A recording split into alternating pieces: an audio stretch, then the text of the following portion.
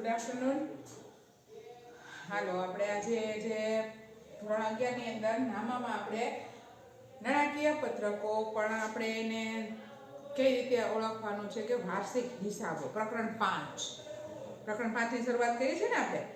એની અંદર આપણે જુઓ, મેં તમને વેપાર ખાતું એટલે શું અને એની અંદર સમાવિષ્ટ વિગતોની સમજૂતી આપી. ત્યાર પછી આપણે જોયું નફા નુકસાન ખાતું, એનો નમૂનો જોયો અને એની સમાવિષ્ટ વિગતો જોઈ. મેં તમને કહ્યું હતું કે આપણે વાર્ષિક હિસાબો છે એ આપણો પાયો છે નામાનો, અને આગળ જતા પણ તમારે આ ચેપ્ટર છે એ કન્ટિન્યુ આવવાનું જ છે. 12માં આવશે, કોલેજમાં આવશે, વાર્ષિક હિસાબો છે.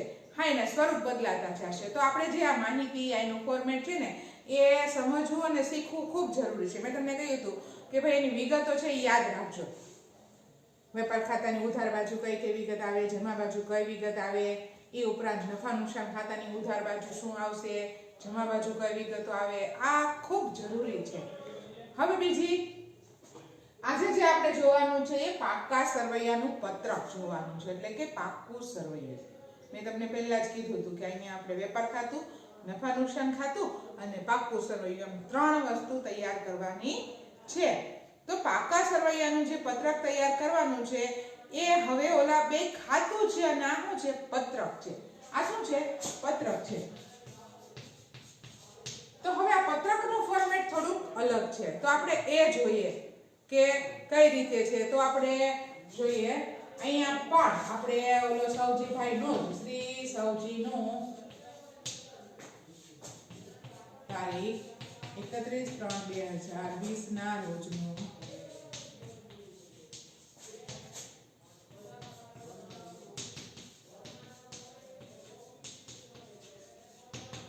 પાક્કું સરવૈયું.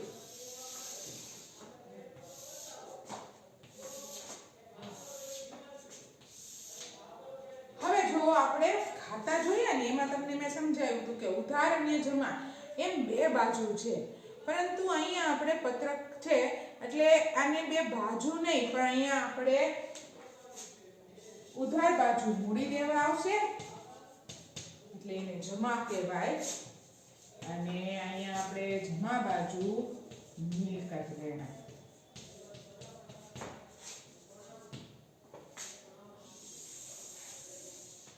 જો હવે ખાસ યાદ રાખજો, પેલા બે ખાતા છે એટલે એને બે બાજુ હોય, ઉધાર અને જમા.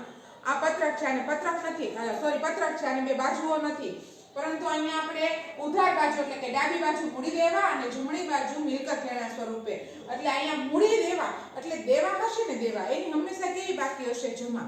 એટલે હવે તમારે અહીંયા ઊંધું હાલવાનું છે. આપણે ઓલામાં જેમ અહીંયા ડાબી બાજુ ઉધાર કરતા હતા અને જમણી બાજુ જમા કરતા હતા, હવે અહીંયા ઊંધું હાલવાનું છે.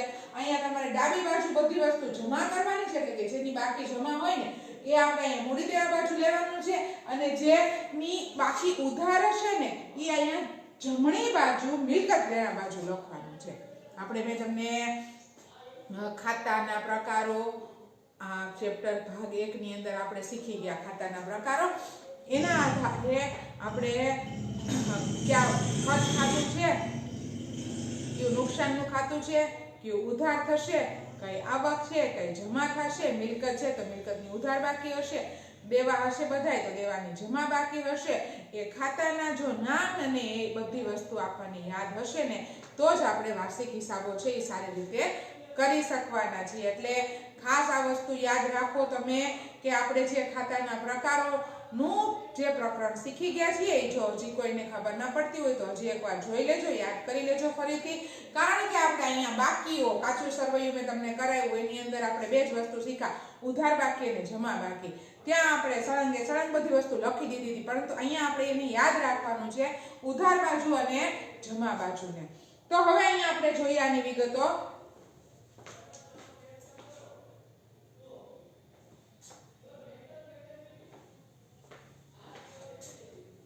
હવે જો અહીંયા હું દરેક વિગત સમાવેશ નથી કરી શકતી, પરંતુ જે આની મુખ્ય આપણે ઓલા બે ખાતાની અંદર જોયું હતું કે આની શરૂઆત ક્યાંથી કરવી, તો એ હું તમને સમજાવું. તો આની શરૂઆત ક્યાંથી થશે? તો કે સૌપ્રથમ અહીંયા હું આપણે દર્શાવશું મૂડી. મૂડીની અંદર આપણે એની શરૂઆતની બાકી, શરૂની મૂડી બધી વિગતો આપણે અંદર જ લખવાની છે. મૂડી પછી આપણે હવે કોઈ કારણોસર વર્ષ દરમિયાન મૂડીમાં વધારો થાય છે, જો એક જ વાર મૂડી લાવવાની હોય પરંતુ જરૂર પડે અને મૂડીમાં વધારો કરવાનો થાય અને મૂડી આવે તો એ અહીંયા પ્લસ કરશું, પ્લસ મૂડીમાં વધારો.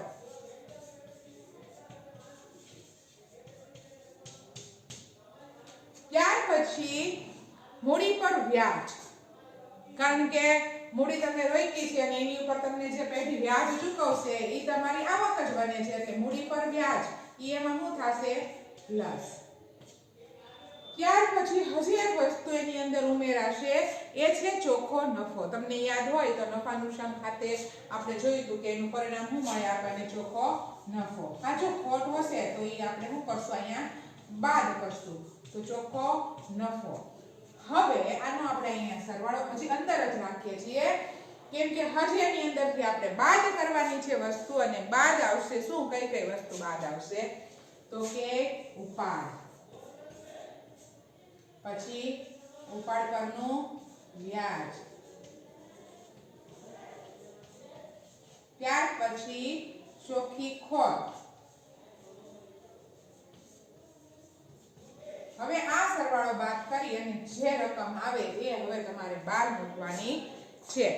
હવે જો અહીંયા આ બધી જ વિગત હોય એવું જરૂરી નથી. તમારે આ ફોર્મેટ આ રીતે તૈયાર કરીને મૂકી દેવાનું છે. તમારા દાખલાની અંદર મૂડી હશે તો અહીંયા મૂડી લખી નાખવાની છે.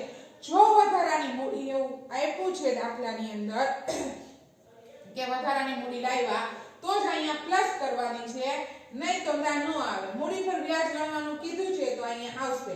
પછી ચોખ્ખો નફો, મે બી ચોખ્ખો નફો આવે ને ચોખ્ખી ખોટ આવે તો તમારે જે આવશે એ અહીંયા દર્શાવવાનું રહેશે. ચોખ્ખો નફો આવશે તો પ્લસ અને ચોખ્ખી ખોટ આવશે તો માઈનસ. તેમાંથી એક જ પરિણામ મળવાનું છે, બે વસ્તુ સાથે હશે નહીં. પછી ઉપાડ હશે તો ઉપાડ અને એનું ઉપાડ પર વ્યાજ, બધી વસ્તુઓ આમાંથી શું થાય છે? બાદ. આટલું ફિક્સ છે. શરૂઆતમાં તમારે આનાથી જ શરૂઆત કરવાની છે. રકમની અંદર ભલે મૂડી છેલ્લે આપી હોય પણ અહીંયા આ ફોર્મેટ લખી નાખવાનું અને જેમ જેમ રકમ આવતી જાય એમ એની અંદર મૂકતું જવાનું છે. ત્યાર પછી કઈ કઈ વિગતો આવે તો કે અનામતો, સામાન્ય અનામત, મૂડી અનામત, અન્ય અનામત, કારીગર અકસ્માત વળતર અનામત, રોકાણ વધઘટ અનામત. આ બધી અનામતો દાખલાની અંદર આપી હોય.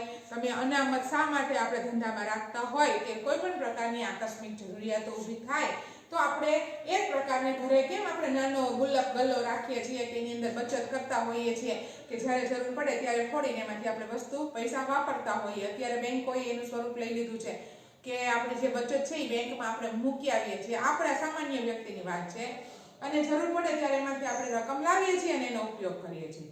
પરંતુ ધંધાકીય એકમો આવી વિવિધ પ્રકારની અનામતો બચત સ્વરૂપે નાણું રાખે છે અને એ જ ને લગતો જો કોઈ પણ ખર્ચ આવ્યો તો એમાંથી લે છે, એનો ઉપયોગ કરે છે. પછી બેંક ચાલુ જવાબદારીઓ, આપણે બેંક પાસેથી કોઈ લોન લીધી હોય, બુક સાથે લઈને બેસજો એટલે વિગતો જોતા જાજો.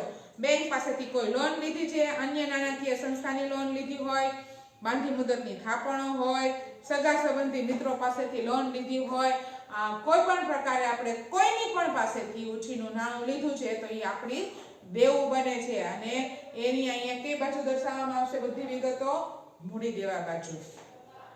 ત્યાર પછી આપણે જેમ બિન ચાલુ એટલે લાંબા ગાળાનું અને ચાલુ જવાબદારી એટલે ટૂંકા ગાળાનું. એની અંદર તમે બેંક ઓવરડ્રાફ્ટ છો. હવે બેંક ઓવરડ્રાફ્ટ શબ્દ મેં તમને ઘણી વાર સમજાવી દીધો છે, છતાં એકવાર હજી સમજાવી દો. વેપારીને એનાથી વધુ રકમ વાપરવા માટેની સગવડ અમુક ચોક્કસ મુદત માટે બેંક દ્વારા આપવામાં આવે ત્યારે એને બેંક ઓવરડ્રાફ્ટની સુવિધા કહેવામાં આવે છે અને જે મુદત માટે એને રકમ વાપરવા આપી છે એટલી મુદત માટેનું એનું વ્યાજ પણ લેવામાં આવે છે. ત્યાર પછી પરચુરણ લેણદારો. હવે લેણદારો અને દેવાદારો બે વસ્તુ હોય. જ્યારે આપણે કોઈને પાસેથી ઉછીનું એટલે કે ઉધાર આપણે ખરીદી કરી છે તો આપણો લેણદાર ઊભો થાય છે અને એક પ્રકારની આપણી જવાબદારી એટલે કે દેવું બને છે. એટલે મૂડી દેવા બાજુ આવશે લેણદારો હોય, અહીંયા દેવી મૂડી હોય. પછી ચૂકવવાના બાકી ખાચ તો દેવું જ છે ને, આપણે કોઈ પાસેથી વસ્તુ લઈ આવ્યા છીએ, મહિના દિવસ પછી રકમ ચૂકવવાની છે તો ત્યાં સુધી આપણું શું બને છે? દેવું બને છે. અગાઉથી મળેલા આવકો. હવે એ જ રીતે માની લો કે તમારે કોઈ રકમ જૂનમાં ચૂકવવાની છે અને તમને મેમાં એ રકમ મળી જાય છે તો એક મહિનો અગાઉ મળી ગઈ કહેવાય ને. હવે જ્યાં સુધી જૂન પૂરો ન થાય ને ત્યાં સુધી એ રકમ તમારો શું ગણાય? દેવું ગણાય. જૂન મહિનો પૂરો થઈ જાય એટલે એ દેવું તમારું ચૂકવાઈ જાય ઓટોમેટિક. મીન્સ કે ચોપડે તમારે હવે એને દેવા તરીકે દર્શાવવા પડે નહીં. સમજો જો હજી હું કહું, મારે કોઈને રકમ ચૂકવવાની છે ને, બાકી છે, બરાબર? માની લો કે મારે ભાઈ અત્યારે ચાલુ મહિનો કયો છે? જાન્યુઆરી મહિનો છે. આ જાન્યુઆરી મહિનામાં મેં કોઈ વસ્તુની ખરીદી કરી અને હવે રકમ હું એને ફેબ્રુઆરી મહિનામાં ચૂકવવાની છું, તો એ મારો ચૂકવવાની બાકી ખર્ચ થયો અને એ શું થયું? મારું દેવું ગણાય. પણ એ જ રીતે મને આ જાન્યુઆરી મહિનામાં કોઈ ફેબ્રુઆરી મહિનામાં જે રકમ ચૂકવવાની છે અને એ અત્યારે એડવાન્સમાં મને આપી દે છે જાન્યુઆરી મહિનામાં કે ફેબ્રુઆરીને તમે લઈ લો, તો એ મારું અગાઉથી મળેલી રકમ છે ને એ દેવું જ ગણાય. તો આ રીતે કારીગર નફા ભાગ ભંડોળ. કારીગર છે ને, ક્યારેક કારીગરો કાયમી સારા કારીગરો, કુશળ કારીગરો હોય ને, એ કાયમી તમારા ધંધાની અંદર સચવાઈ રહી ને એટલે એને નફામાંથી અમુક ભાગ આપવામાં આવે છે કે જેથી કારીગરોને પોતાપણાની લાગણી થાય કે આ એકમ મારું જ છે. એટલે આવા સમયે એના નફા માટેનો નફામાં ભાગ આપી અને એક ભંડોળ ઊભું કરવામાં આવે છે કે એ કારીગરોને જરૂરિયાત સમયે એમાંથી રકમ છે એ આપવામાં આવે છે. અને કરવેરાની જોગવાઈ. કરવેરો શબ્દ આપણને ખબર જ છે, આવકવેરો હોઈ શકે, મિલકત વેરો હોઈ શકે. તો આ આપણું એક પ્રકારનું શું થાય? દેવું જ થયું. અને પ્રોવિડન્ટ ફંડ, મેં તમને આની પહેલાના પીરિયડમાં સમજાવ્યું હતું પ્રોવિડન્ટ ફંડનો ફાળો આવ્યો ને ત્યારે કે પ્રોવિડન્ટ ફંડ એટલે શું. આ આપણી બધી મૂડી દેવા બાજુની વિગતોની આપણે ચર્ચા કરી કે દેવું કોને કહેવાય. જો અત્યારે હું તમને એની અંદર આ 3 ખાતા સરસ રીતે સમજાવું અને જ્યારે હવે આપણે ટૂંક સમયમાં જ રૂબરૂ મળવાના છીએ ત્યારે આપણે સરસ રીતે આનો અભ્યાસ કરવાનો છે. એટલે તમે આ વિડીયો જરૂર પડે તો વારંવાર જોઈને પણ તમે આ વસ્તુ છે તૈયાર કરી લેજો. હવે મિલકત લેણા બાજુ પહેલી બે જ ત્રણ મુખ્ય હેડિંગ છે ને 3 જ આવે છે. સૌથી પહેલા બિનચાલુ મિલકતો લેવાની, બરાબર?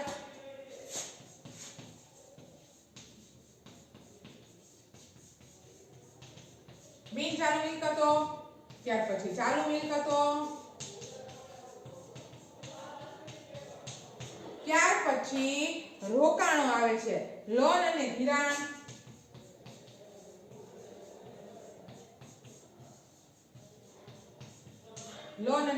અને છેલ્લું છે નહીં માંડી હોય ખર્ચ અને નુકસાન.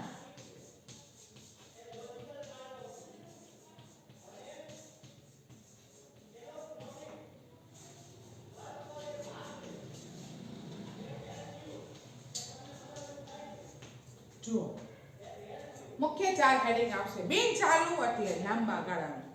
આ એક યાદ જ રાખવું, લાંબા ગાળાનું. એની અંદર સ્થિર મિલકતો કે કાયમી મિલકતો. આમ તો ત્રણેયનું છે ને પર્યાય શબ્દો છે, બિનચાલુ, સ્થિર અને કાયમી. બિનચાલુની અંદર પહેલું પાઘડી. હવે જ્યારે મેં મિલકતો સમજાવતી હતી ત્યારે મેં પાઘડી વિશે તમને સમજાવી દીધું છે, છતાં ટૂંકમાં કહી દઉં કે એક પ્રકારની અદ્રશ્ય મિલકત છે. જ્યારે કોઈ ધંધાકીય એકમની ફરીથી મૂલવણી થતી હોય, જ્યારે એને કોઈ કારણોસર આપણે એને બીજાને સોંપણી કરવાની હોય ત્યારે બધે ફરીથી મૂલવણી થાય અને એની જે કિંમતો ઊંચી આવે ને, બરાબર, એ ધંધાકીય એકમની, તો એને પાઘડી, એની પાઘડી કહેવાય કે આની પાઘડીની કિંમત ઊંચી આવી. એટલે કે એક પ્રકારની અદ્રશ્ય આબરૂ. આમ તો કહીએ ને, આપણે જૂના જમાનામાં દાદા ઉપર પાઘડી પહેરતા હતા, એ શું બતાવતા હતા? એ આબરૂ બતાવતા હતા કે પાઘડીદાર, બરાબર? એ જ રીતે અહીંયા પાઘડી એટલે આબરૂ, ઇજ્જત, પ્રતિષ્ઠા. જમીન, મકાન, પટ્ટે રાખેલી મિલકતો. પટ્ટે એટલે ભાડે રાખેલી મિલકતો. મોટા ભાગે ખાણો ને એવું બધું હોય ને એના માટે પટ્ટે રાખેલ શબ્દ વપરાય. જમીન તમે રાખી હોય તો એને પટ્ટે રાખેલ શબ્દ વપરાય. આપણે કોઈનું ઘર લઈએ ને તો એ ભાડે રાખ્યું કહેવાય, બરાબર? કોઈની દુકાન લીધી હોય ને તો એ ભાડે રાખી કહેવાય, આપણે ભાડે રાખી હોય ને તો. પણ જ્યારે તમે આવી ખાણ, મોટી મોટી ખાણો, કોલસાની ને તેલના કુવા ને આ બધી વસ્તુ રાખો ને, પટ્ટે રાખેલ વસ્તુ કહેવાય.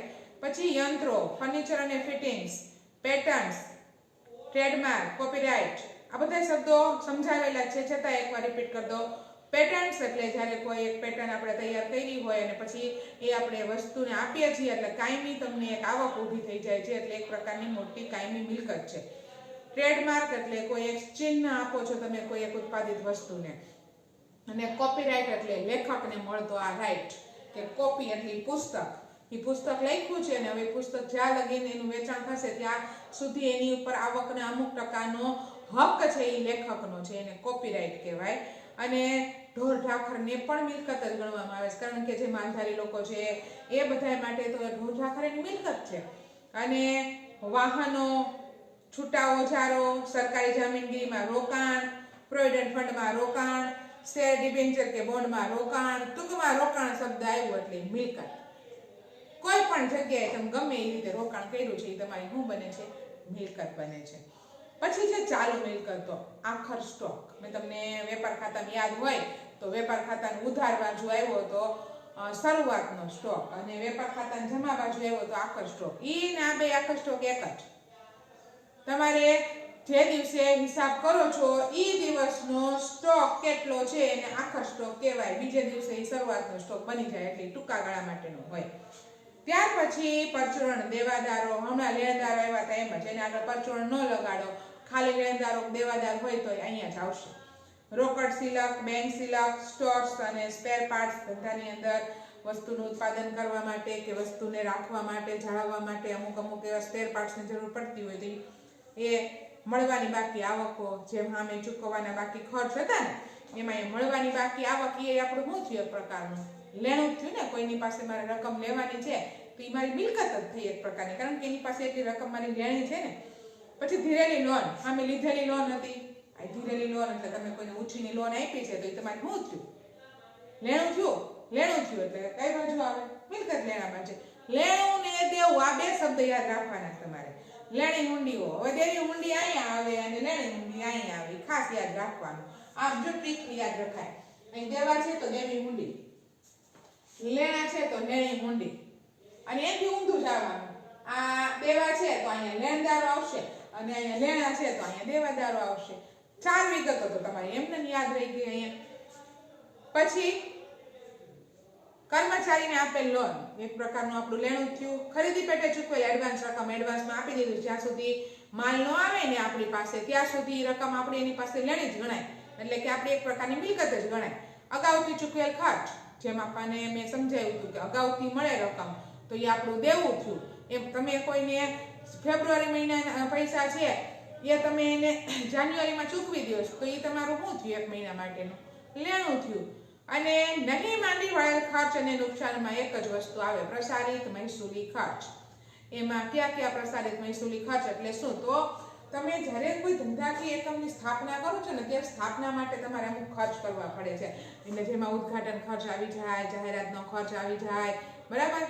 આ બધી વસ્તુ માટે જે ખર્ચ કરવો પડે, લોન લેવી હોય તો લોન માટે જે કમિશન ચૂકવવું હોય, આવા બધા ખર્ચ કર્યા હોય ને એને પ્રસારિત મહેસૂલી ખર્ચ કહેવાય.